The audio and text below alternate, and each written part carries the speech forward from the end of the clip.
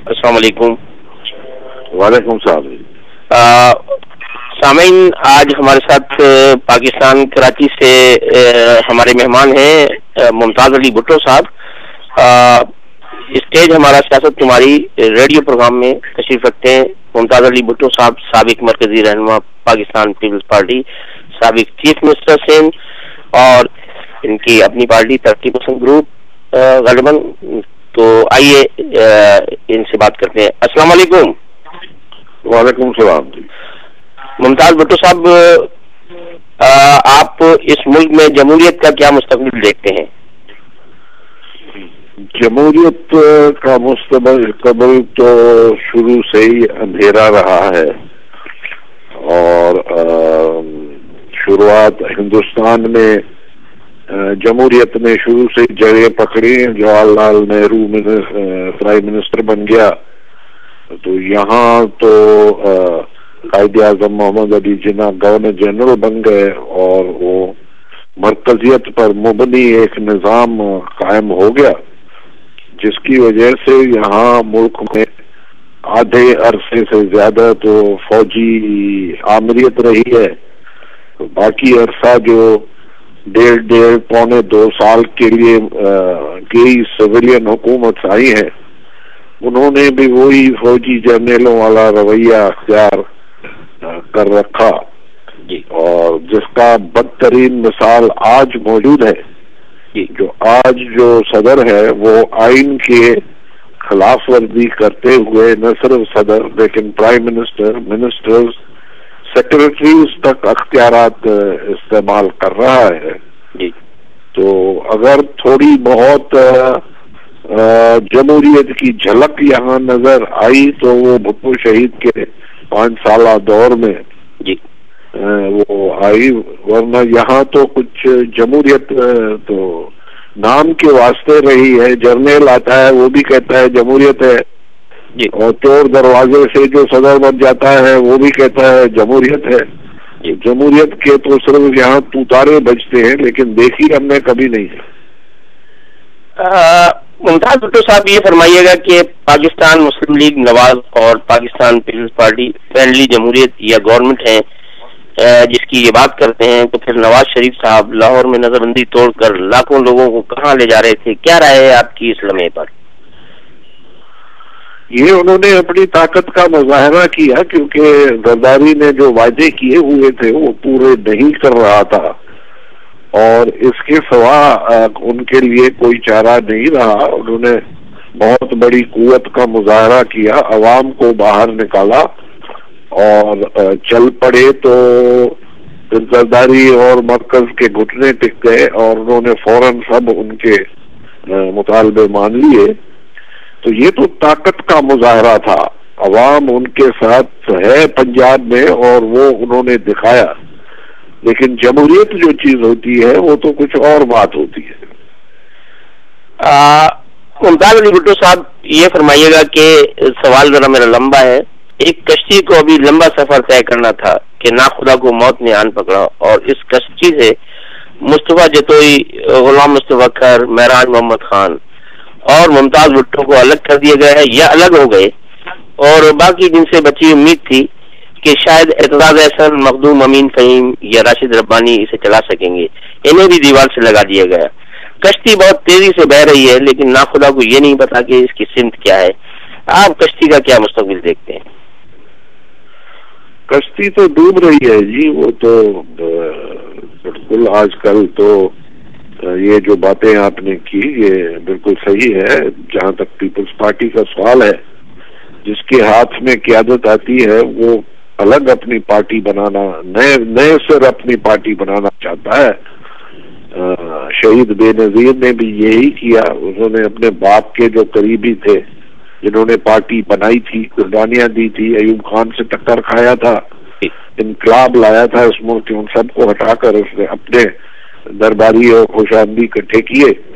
تو اب بھی وہی ہو رہا ہے کہ زرداری کو آسمان نے پھاڑ کر اور موقع مل گیا ہے، اور اس نے تو اپنے قریب وہی لوگ جو 13 رشوت خوری کے کیسز اور 4 مرڈر کے کیسز میں اس کے ساتھ ملزم تھے جنہوں نے NRO کے ذریعے جان چھڑائی ہے ان کو ہی اپنے قریب رکھا ہے. باقی جو بے نظیر کے دور کے سینئر لوگ تھے ان کو تو اس نے ذلیل کیا ہے, نہ صرف دور کر دیا ہے لیکن ذلیل بھی کیا ہے.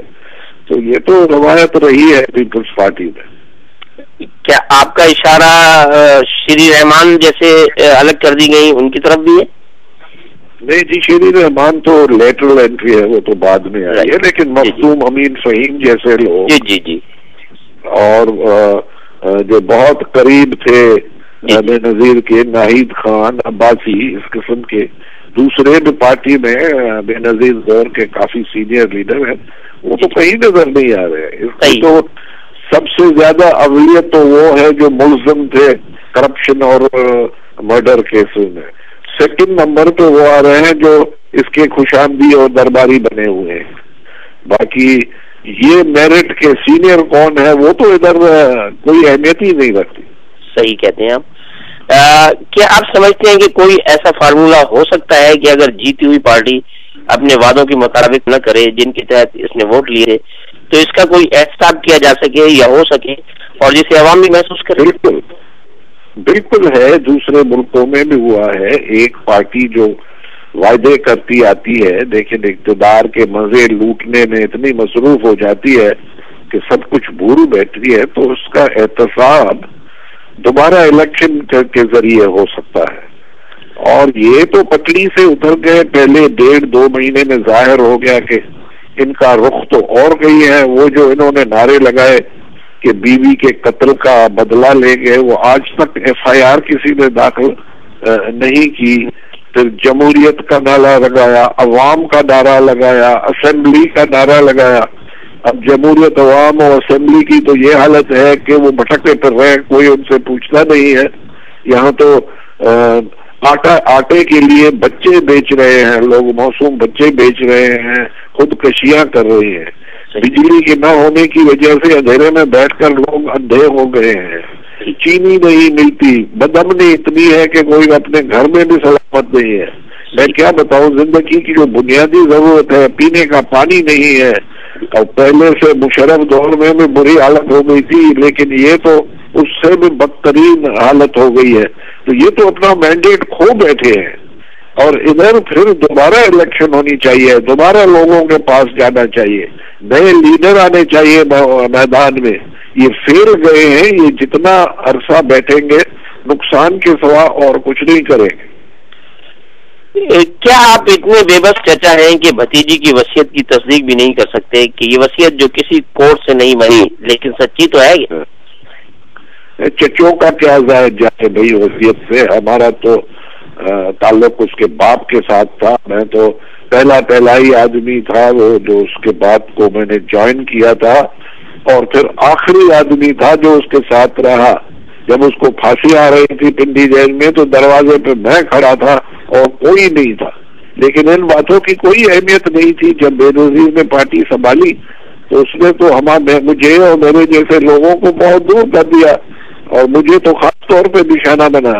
اس کا ہم کیا ذکر کرو, وہ بڑی قربانی دے چکی ہے. وہ اب سب الزام اور سب جرم سے پاک ہو گئی ہے. میں ان پر کوئی تنقید نہیں کرنا چاہتا. صوبائی خود مختاری کے بارے میں آپ کی رائے کیا ہوگی؟ صوبائی خود مختاری صحیح معنی میں بغیر یہ ملک چل نہیں سکتا, اور یہ جمہوریت بھی اس لیے یہاں جڑیں نہیں پکڑ سکی کیونکہ یہ نظام غلط ہے. پہلے دن سے اس ملک میں مرکزیت پر ڈکٹیٹرشپ قائم کی گئی. حالانکہ پاکستان بنانے والوں نے وعدہ کیا تھا کہ جو علاقے پاکستان کے حق میں فیصلہ کریں گے وہ اپنے علاقے میں خود مختار اور مقتدر ہوں گے. یہ قرارداد پاکستان میں یہ الفاظ قلم بند ہے, لیکن کوئی خود مختاری اور مقتدری کسی کو بھی نہیں ملی. یہاں تو بس مرکز نے گلا پکڑ لیا, جس کی وجہ سے بنگالی چلے چھوڑ گئے. بلوچستان میں اور فرنٹیئر میں گریٹر بلوچستان اور آزاد پختونستان کے نعرے لگے, سندھ میں سندھو دیش کے نعرے لگ رہے ہیں. اب تو پنجاب نے بھی یہ ظاہر کر دیا ہے کہ وہ مرکز کو نہیں مانتے اور ان کی رت مرکز کی یہاں پنجاب میں نہیں چلتی. تحریک میں ہمارا ساتھ ہوتی رہے گی. اللہ حافظ. واہ واہ.